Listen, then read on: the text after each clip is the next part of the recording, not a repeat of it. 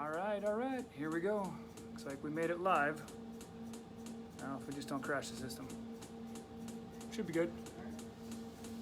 All right, welcome to Friday Live Q&A, everyone. See if I can get this dog and pony show going here. Let's see. Everybody's gonna have a few minutes to join us. And here we go. Looks like Ella has joined. How you doing, Ella? Okay. All right, oh, hello. There we go. This is fun. Trying to do PEMF and get an IV at the same time while doing a Friday Q&A.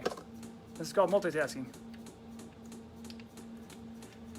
Lower that down. Here we go. Okay, fantastic. Let's give this a shot. Oh, hold on. I gotta plug the mics back in. All right. So I hope everybody's doing well today. Give everybody a chance to come on here since we're a few minutes behind schedule. Ella's here promptly, of course. We're just going to wave to Ella. All right, looks like we got somebody join us on Facebook. These things connected. A couple people. All right, how's it going, Facebook family? Welcome to Friday Q&A. All right, so just getting wrapped up here. Please excuse the tardiness. I was busy getting my IV set up here. IV drip. Figured I can do some self-care while I'm providing value as much as I can. So if you're joining us for the first time, please type in your questions below. Otherwise, we'll be going forward with the questions people have sent in during the week. And we'll go from there. A little different scenario here, so appreciate you guys bearing with. All right. There we go. Okay, sweet. Hope everybody's having a great Friday. I get my PEMF paddles in place here. Got a lot of great questions today. So, it's like Jen joined the party. How you doing, Jen? I've already kinked my tube once. Cardinal rule of doing IV therapy: you don't want to kink your tube while you're doing it. So, a little challenging to navigate all these waters, but fun nonetheless. There we go. So if you hear a little ticking, that's not a bomb going to go off. Hey Casey, how you doing? It's actually, what's that? Bolster? I don't know. Yeah, you can I'll put it behind my back. Thanks. Let's see if I can keep myself propped up here. As long as my kidneys are getting the love. All right, sweet. Okay, fantastic. Welcome everyone. Happy Friday. Hi Gracia. So, hope everybody's doing well on this beautiful day. Every day above ground's a good one. Try and navigate this world of tripods and phones and microphones and everything like that. It's always good times. All right, sweet. So, got some great questions here. I'll just cap off what we're going to talk about today, and then feel free to type in your questions on the chat below. If you're having a watch party, understand that I can't see your questions if you type them in there. They have to be typed into the actual Facebook or Instagram feed so that I can see them. So appreciate your assistance there. So we got a question about ingrown hairs, we got a question about functional medicine, blood panels, about some thyroid, and adequate levels of human growth hormone. And we have a question about kids and teens and recovering from sports and things like that. Why do babies get ear infections? Children that wet the bed.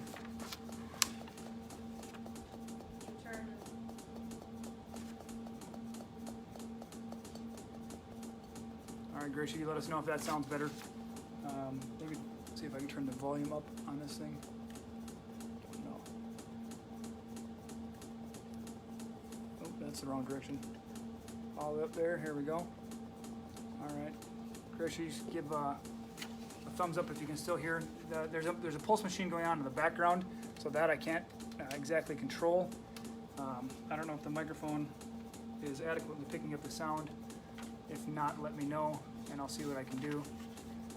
Facebook, if you guys can hear us. Hi, Maureen. Great to see you today.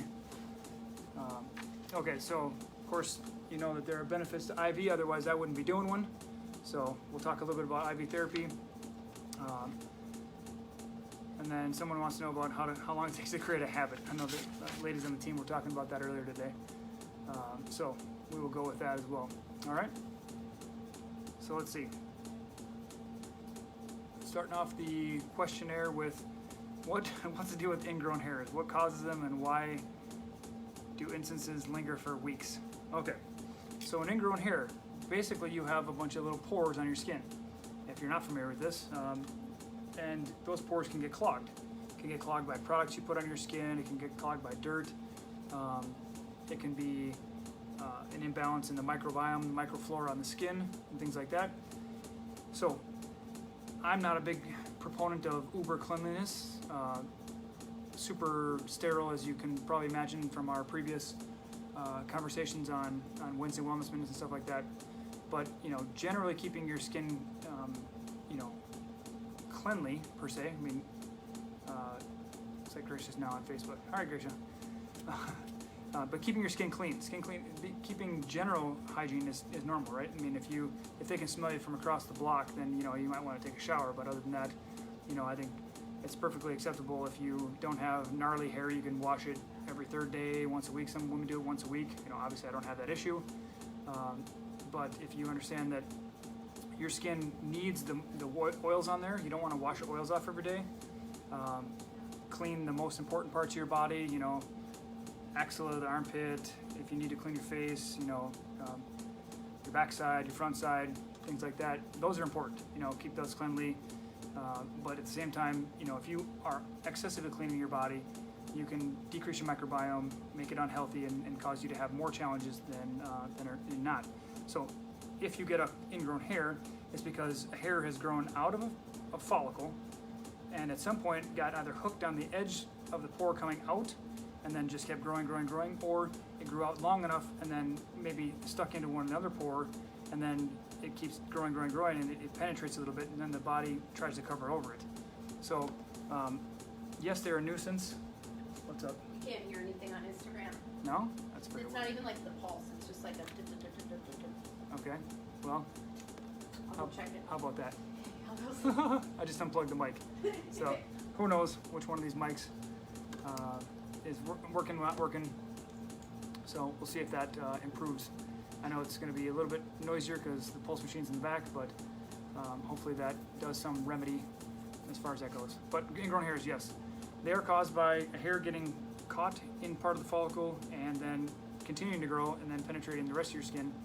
And as a result, then your body tries to cover it over. So, I mean, some of them linger for weeks because A, you're not exposing it. Yeah, much better? Sweet. Yeah. All right. Got the thumbs up from Ella that Instagram's better now. So they're going to linger for weeks. It just depends on if you're addressing them or not. If you're not addressing them, what are you hoping to happen, I guess? So if you're not plucking the hair out and using some silver, some purified silver to clean off the area and help reestablish the proper microbiome, it's not going to help you much, okay? So if you have a lot of them, you might want to look into what's going on with the, thanks for the feedback, Grisha. Look into why your body's not clearing toxins as fast. I would always point back to your liver and your lymph, things like that, as far as understanding why you might have an ingrown hair. Okay. Looks like Kathy had a question about functional medicine blood panels and are they valuable.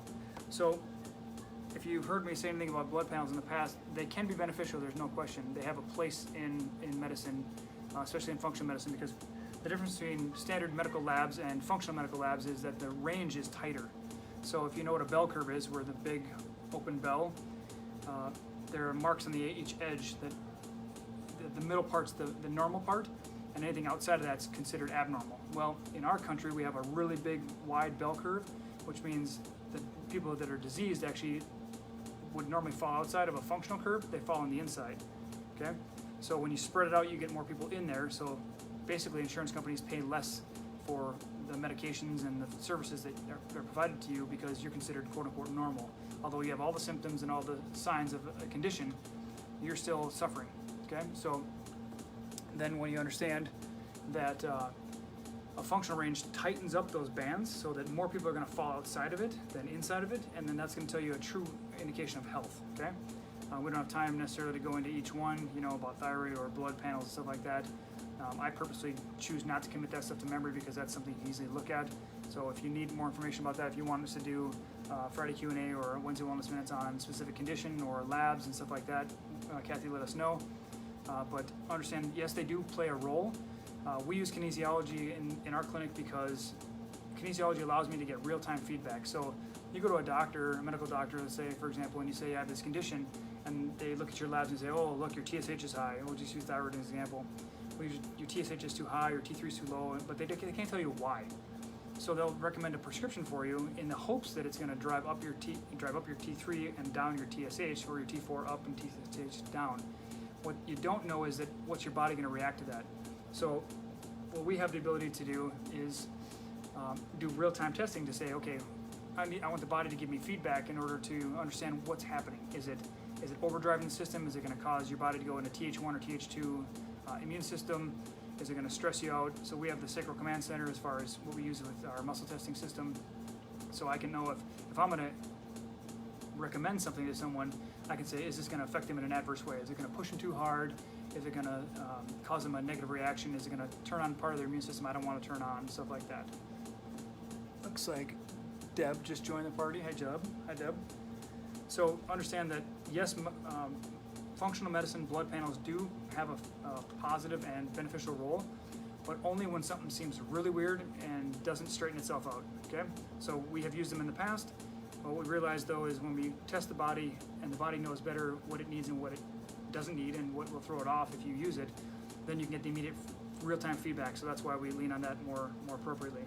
But if all you have as a practitioner or with your doctor is to use functional medicine labs, then you're stepping in the right direction. And if you need functional medicine labs, if you need the actual lab ranges, so not the medical disease ranges, you want the tighter range for the functional lab range, just let us know. We'll happily send that to you in an email, so you can be empowered to go to your physician or your clinician or your practitioner and say, this is the information I need, and so I need you to run this panel. And understand that the medical world has a standard of care. Hi, Adele. The standard of care is basically, if you come in with these symptoms, you're going to get these labs tested. But if you're going for a thyroid condition, for example, let's say you have fatigue and constipation, your hair's thinning, the lateral third of your eyebrows going away, there's a bunch of your cold hands and feet. These are classic signs people associate with thyroid. The challenge is they're going to say, well, let's test your TSH and your T4, because that's usually what they manage with levothyroxine or Synthroid and stuff like that, which is a synthetic T4.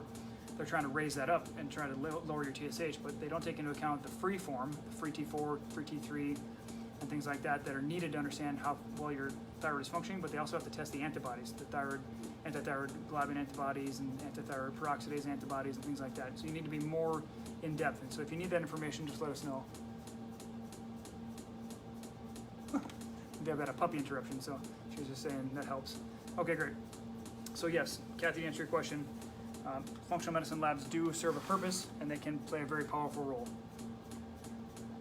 Fantastic. All right, Carrie had a question about thyroids, thyroid panels, and are they valuable? And as we just kind of touched on, as long as you're doing a functional medicine panel that says I need to understand the tighter ranges of health, that you're not going outside of those. You can talk about TSH, T3, T4, free T3, free T4, thyroid globulin antibodies and things like that. You need to understand the ranges, okay? So make sure we do offer that service if people want their lab. If they come in and say, you know what, I have to see something on paper, I'm happy to run those tests. I'm happy to send someone to a draw station, like a lab or something like that, get their blood drawn, send it off, and evaluate their labs. We're happy to do that. We can do that without any issues. The challenge is people want to invest their money the most efficiently, so we say, okay, you can spend $400 or $500 on that lab test, or we can do some biofeedback testing, get the functional test done in-house to say your body likes this, it doesn't like that, your body's reacting strongly to this, it's getting thrown off by that. So we don't just push, we have immune neutral products and we have immune driving products, like some things have green tea and it can drive the Th1 part of your immune system, which is the fast acting. We don't want to overdrive that, okay? So what we want to do is provide the body support. So we can spend the money on the labs, or we can spend it on beneficial support products and or services that can support you, like, you know, using PEMF on your thyroid and things like that. There's a lot of different things we can do, Carrie, to answer your question. And yes, we do offer that service. How can you test for adequate levels of human growth hormone in your body, and if your body has or is even producing enough of it? Well, there are blood tests for that. So let's see, I've seen a product called Somaderm on the market to apply to skin, HGH, hormone balances. However, can something like this even work on a good level to balance correctly? There's so much information out there that's good and bad. So yes, so I've heard of Somaderm. If I'm not mistaken, Carrie, it's a homeopathic HGH supplement that's intended to balance your hormones, like you said, and improve your HGH. If we're talking about the Somaderm that I think we're talking about, I believe my wife Sarah sampled it. She had somewhat mixed response to it. She tested, as far as biofeedback testing, she tested strong for it, but at the same time, it wasn't necessarily something that wowed her. I can't speak for how consistent she used it, nor for how long. I don't recall that exactly, but ultimately you want to know what works for you, and you want to test your body against any products. So it's not enough to say, yeah. I mean, I can tell you, people send me products all the time and samples all the time to say, look at all this great research and all these great testimonials and all this information that says, wow, this is fantastic. And it can look like the best thing since chipped ice or sliced bread on the package, but until you actually evaluate it as far as your biocompatibility and how it's going to benefit you, you have no idea, no way of determining how beneficial it's going to be for you, or if there's going to be an adverse reaction, okay? So, that said, okay, 1 second here. Got to adjust this.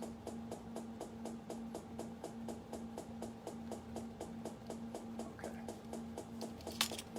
All right, so just got to adjust the fill time here. Okay, so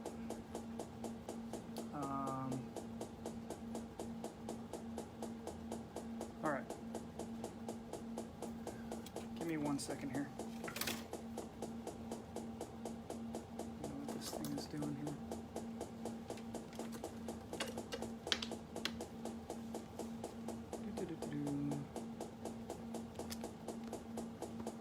Okay. Silly chords. What can I tell you? Okay. All right, fantastic. So, hopefully that answers Scary's question about HGH and Somaderm. You need to test it on you to make sure that it's actually working for you. Okay. So Jody has a question about what do you recommend for kids and or young adults? Looks like kids, teens, for recovering after sports practices. Well, hydration is probably the most important thing you can do for yourself. That's critical during practice, during events, and after that. And so you want to use something like OptiHydrate or something like that to make sure you and or your kiddos are well hydrated. Always drink half your body weight in ounces of water every day, and if you're exercising, then you want to make sure that you're increasing that. So at least a liter for every, probably an hour of exercise you're doing in order to maintain optimal levels. But using things like enzymes after exercise, especially for people that are doing endurance exercises, using proteolytic enzymes to break down scar tissue, to clear debris that's your body's producing as far as lactic acids and things like that. Lactic acids are like these little, think of it as garbage that's left behind after you've done a project. So when you've worked out, you leave garbage behind in the way of, or in the form of lactic acids and other things like that. Especially if you do it to the extent like you're lifting weights and you actually tear a muscle, your body's got to break down the torn muscles and start rebuilding them. So you're going to need extra protein. Protein is really important. Protein is probably one of the most underutilized things that any of us do. But if so basically assume you should get a good quality level of protein within 20 to 30 minutes after you have done any strenuous exercise, whether that's cardiovascular or weights or resistance training or anything like that, Pilates, stuff like that.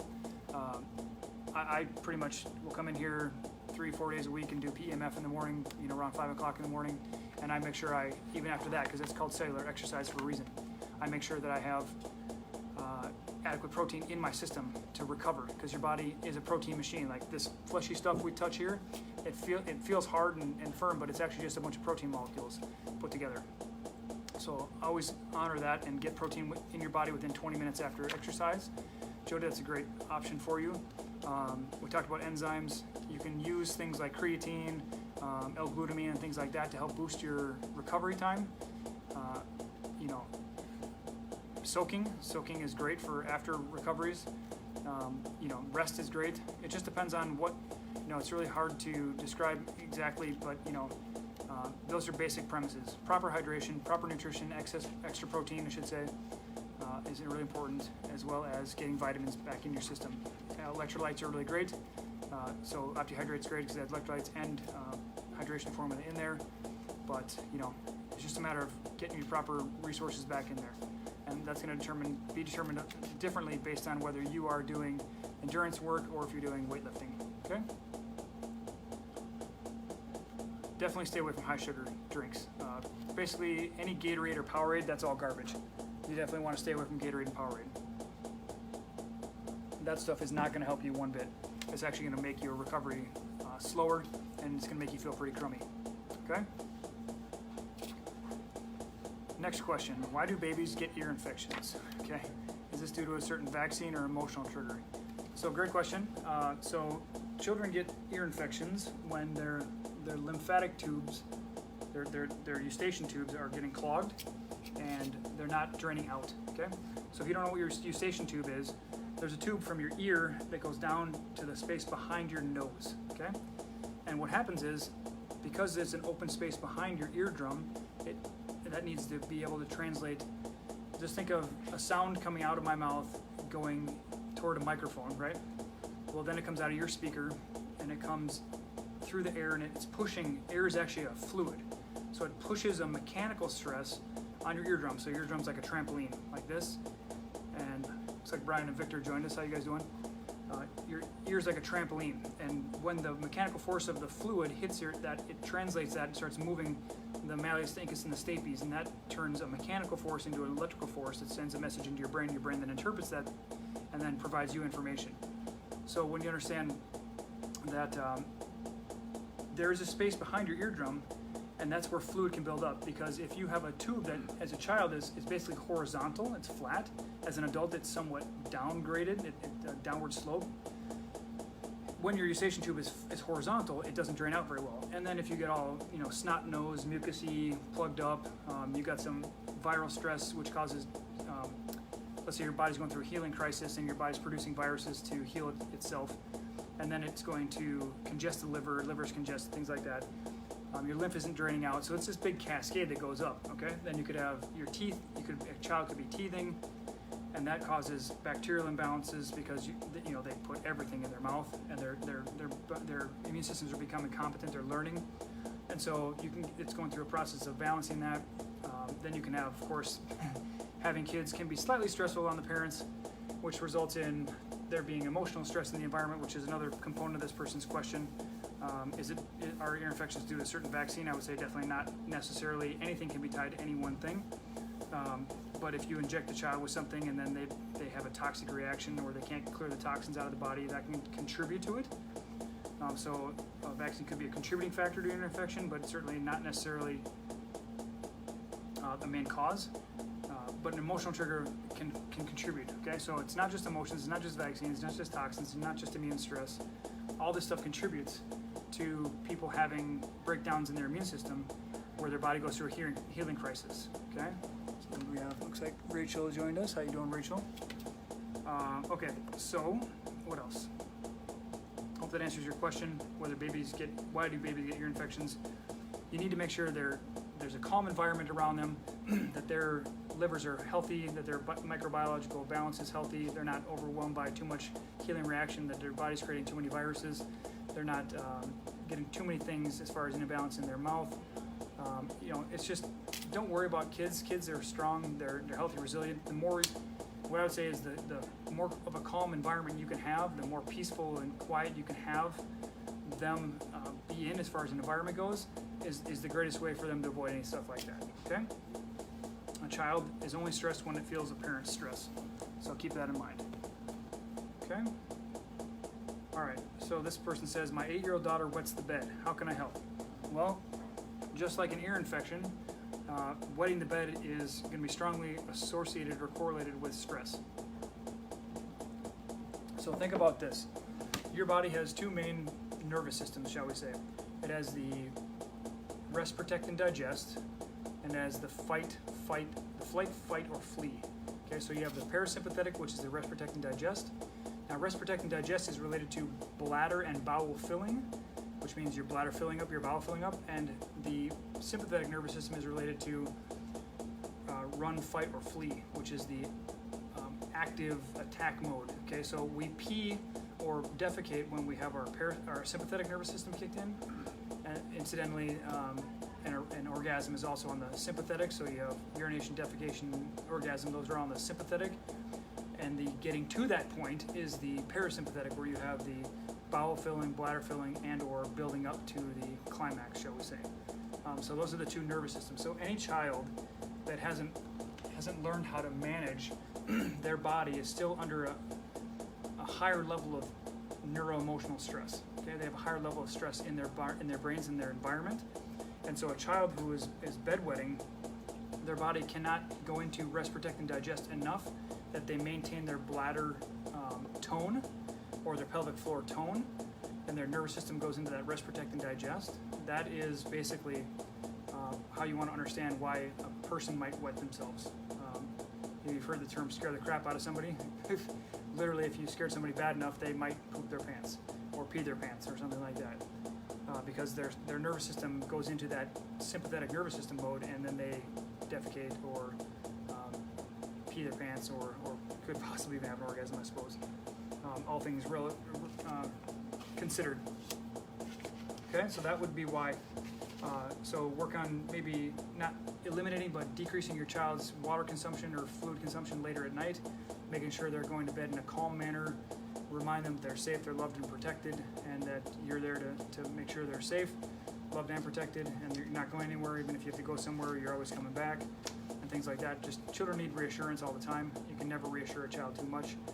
Reassuring them gives them wings, gives them confidence, makes them help feel they can fly. Remind them that they're unlimited. Don't put your limiting beliefs on them. As adults, we have a challenge with that, all of us as parents. So my best advice for stopping a child from wetting the bed would be to decrease any excess stress, decrease any excess fluids, decrease any excess irritants like stimulants in foods or drinks. Don't give a kid sugar and chocolate before bed. Don't give them a ton of liquid before bed. Make sure they have a peaceful and quiet environment and things like that, okay?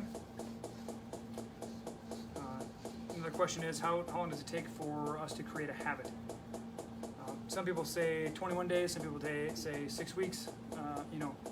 I think what really matters is that you make a decision to make it a part of your daily life, make a concerted effort, make it a plan of yours, and say, okay, this is something I want to adopt in my life.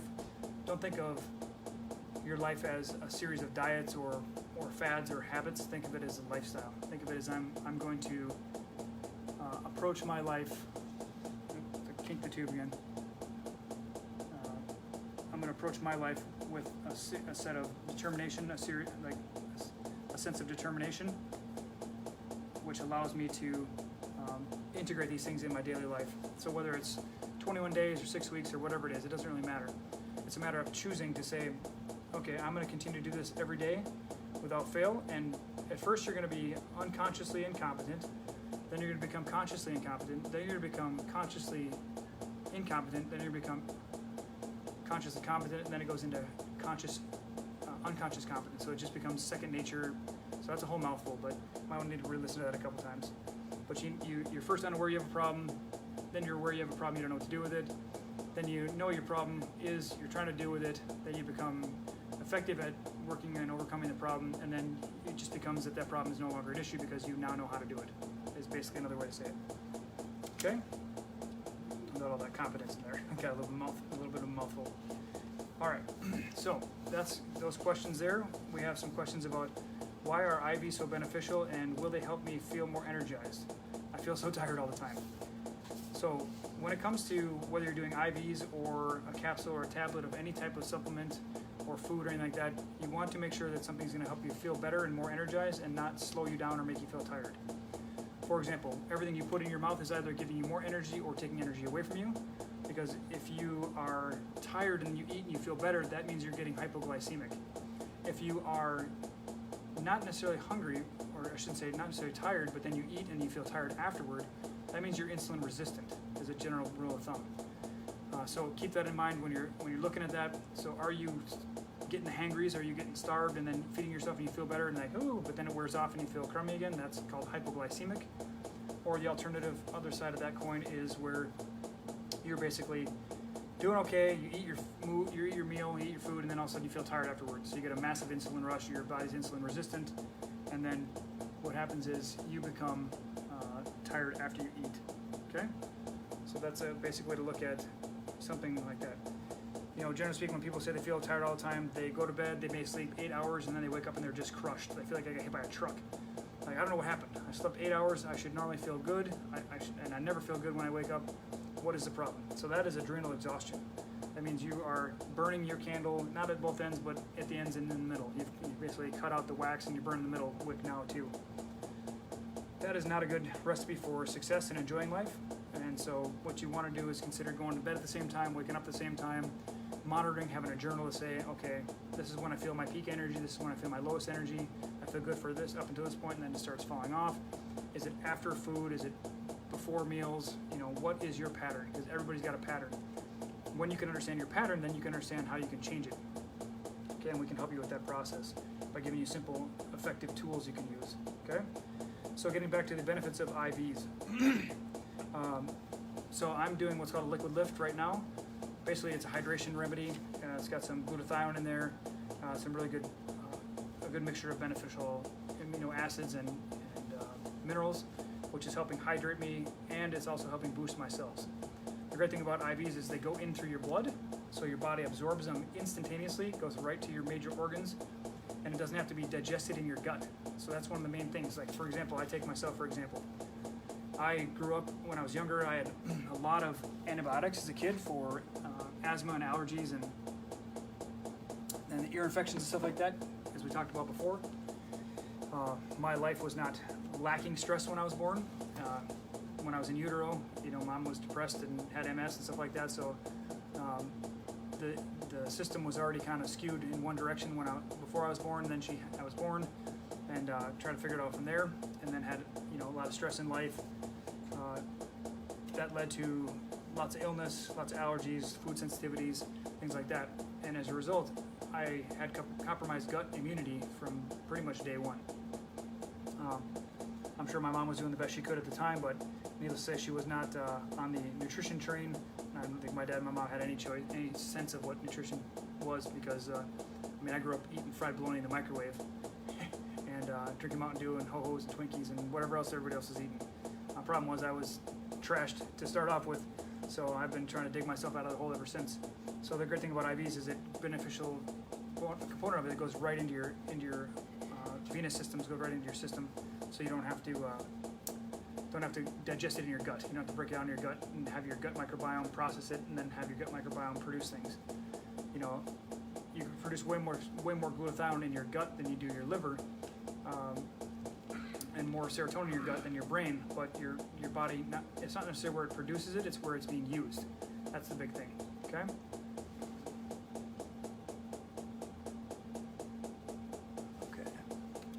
So, young lady asks, how can I get help with bladder leakage? Okay, let me get back to that in a second. And then primary and secondary immune systems. Okay, so a couple great questions there. Let me quick rip through these questions, and I'm gonna have to go a little bit past the 1 o'clock hour today, because I started a little bit late getting the IV set up, and then we had the camera snafus and all that fun stuff. So, okay, so I'm just gonna run down some basic ideas about why IV therapy is gonna be beneficial. We're not going to cover every point. That would be a long conversation, but it's going to boost your immune system, boost your energy levels. It's going to help decrease your allergies. Glutathione is going to help boost your liver, which is going to decrease your allergies. It's going to accelerate your wound healing. There's just a bunch of great things that it does. If I can rattle off a few there. Potentially can help reduce migraines and headaches, help keep you properly hydrated, and keep your body, detoxifying better. IV drips can also help you decrease your aging. So if you have proper nutrition, it's going to help your body heal faster, help your liver be healthier, get your toxins out faster, which is going to help you enjoy life more because you're gonna feel better about yourself and you're gonna feel better about life. Brighten your skin through hydration, sure, why not? What else? So athletes can be benefited from IV therapy. I know that a lot of the Vikings call the concierge service over to their house after they've had a night of partying after their games, and they'll have somebody go to their house and do an IV drip in their house and stuff like that. But it's going to improve your performance, it's going to improve your recovery time, get the free radicals out, like we talked about earlier about what can athletes do after they work out. IV drips are great for after workouts because they're going to help your body replenish, and it's also going to help flush toxins out. That's a great option.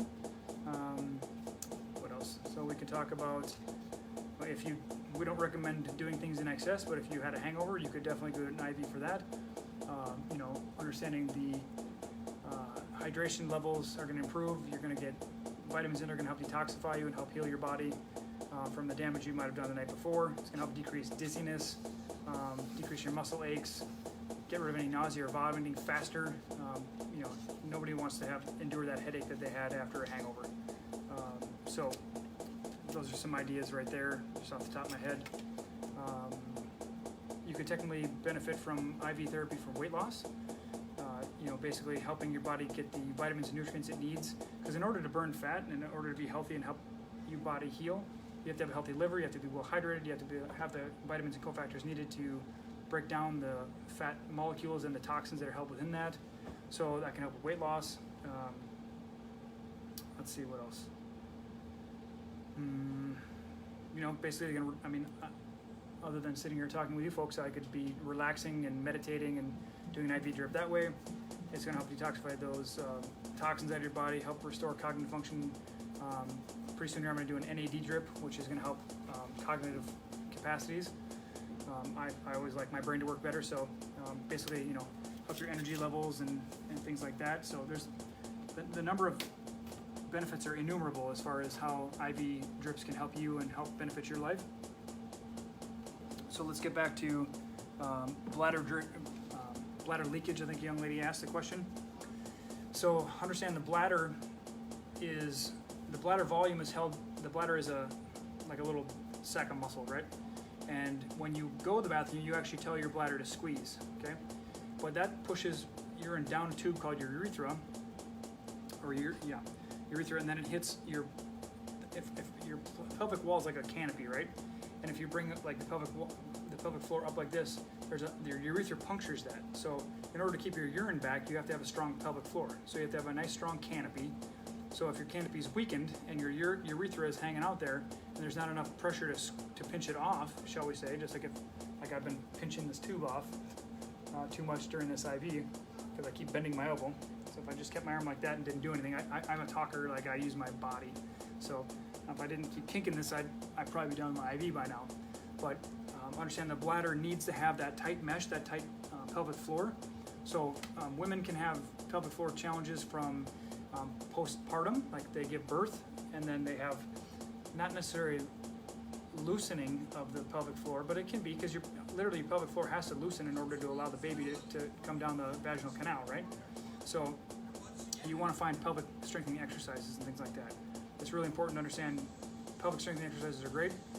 Posture Restoration Institute is a great type of training. If you can find a physical therapist or something like that that does posture restoration, that's great. You can do you don't have to go, a lot of people do what's called either perivaginal or transvaginal, where they actually work on the inside of the vaginal wall to work on the pelvic floor.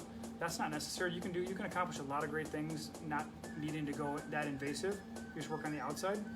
And so if you understand that, you can work on with a practitioner like that. I've certainly done that with colleagues of mine before.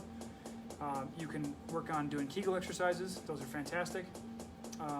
Your bladder is also a neurological organ, which means you can store neuroemotional stresses in there. So the bladder is about setting your boundaries, marking your territory, asserting yourself.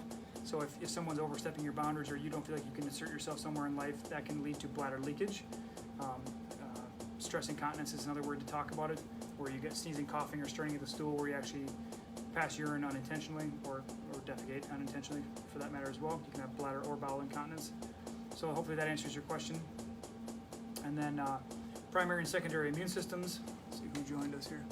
Oh, Deb's back, it looks like. Looks like she's laughing. Apparently she thought something I said was funny. Primary and secondary immune systems.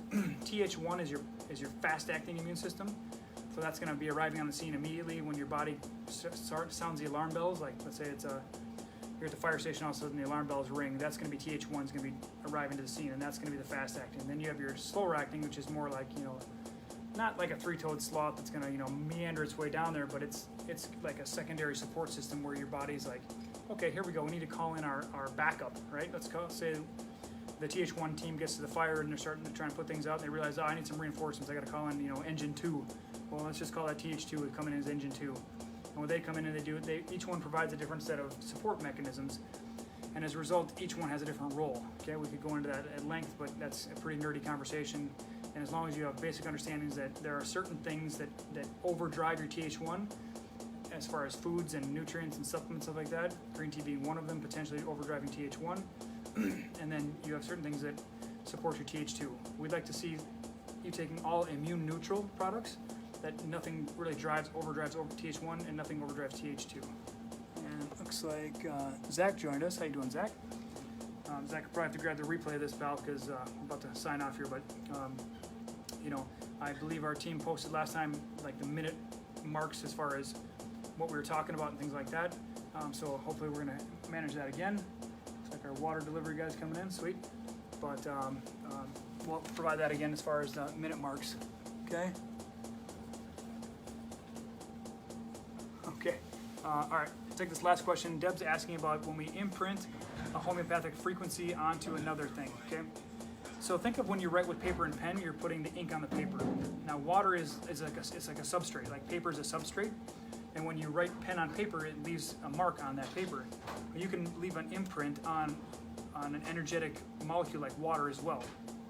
So when we have the SpectraVision machine where we can actually imprint frequencies, take the energy from one and imprint on another. So basically you're writing that energy form onto the substrate, the water being the substrate. So when you understand that, what you understand is you're putting that energy onto the substrate. You're putting the energy frequency, you're putting that signature onto that, okay? And then you're gonna benefit from whatever you have in the bottle, the sequence, plus the additional support depth. So if that's not a straightforward enough answer, let me know, I can elaborate on that. But basically what you understand is whether you're writing with paper and pen, whether you're taking one energy form, putting on another, it's all energy, because energy had to go into making the ink, energy had to go into making the paper, and you had to write with the ink on the paper, just like you take one homeopathic or one energetic frequency and put it onto another homeopathic frequency or something like that. Okay, those are both the same concept, if you will. Okay, so I guess that will be it for today. I'll go finish my IV drip and relax a bit. So hopefully you folks have found this beneficial. If you did so, please share with your friends and family and let us know what your questions are, comments, questions for next week. We have you email them in. Yep, no problem, Deb. Thanks for asking the question. Text them in 651-728-1390 or email it in info@secoyahealth.com. Then we'll provide that information next week, or if it's an immediate need, we'll be able to provide that in an email or text response back. Okay? Thanks, Deb. You have a great weekend as well. For now, we'll sign off and look forward to seeing you guys next week for the Wednesday Wellness Minutes. Please send us your questions so we can provide value for you. We'd love to answer your questions and provide value for you and your friends and family and your loved ones. So we'll sign off for this week. We're wishing you guys all a great weekend. Have fun, enjoy, get outside. Take care, guys. Bye.